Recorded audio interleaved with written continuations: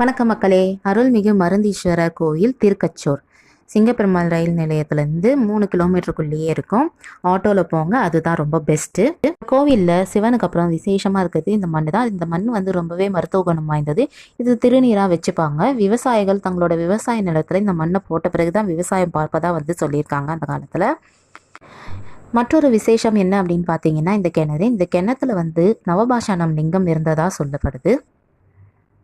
இந்த கிணத்துல தீராத நோய் இருக்கவங்க வந்து குளிச்சா அந்த நோய் வந்து குணமாகிடும்னு சொல்லியிருக்காங்க. அதோட நோய் இல்லாதவங்க வந்து குளிக்கக்கூடாது, நோய் வந்து வந்துடும் அப்படின்னு சொல்லியிருக்காங்க. இந்த கிணத்தோட டாப் வியூ பார்த்தீங்க அப்படின்னா பூட்டில் இருக்க சாபிதோலா மாதிரி இருக்கும். இந்த கிணத்தை வந்து இப்போ மூடிட்டாங்க. பௌர்ணமி, அமாவாசை, பிரதோஷம், சிவராத்திரி போன்ற நாட்களில் கோவில் வந்து ரொம்பவே விசேஷமாக இருக்கும்.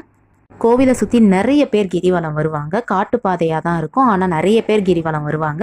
பயமே இல்லாமல் நம்ம கிரிவலம் போயிட்டு வரலாம். கிரிவலம் போயிட்டுருக்கும் போது அங்கங்கே நிறைய பேர் அன்னதானமும் கொடுப்பாங்க. ரொம்பவே பழமை வாய்ந்த கோயில், 8ஆம் நூற்றாண்டில் கட்டப்பட்டதாகவும் சொல்லியிருக்காங்க. இங்கே வீட்டில் இருக்க சிவலிங்கத்தோட பேர் என்ன அப்படின்னு பார்த்தீங்கன்னா மருந்தீஸ்வரர், அப்படி இல்லைன்னா ஔஷதீஸ்வரர் அப்படின்னு சொல்லுவாங்க. இதுதான் அந்த கிரிவல பாதை.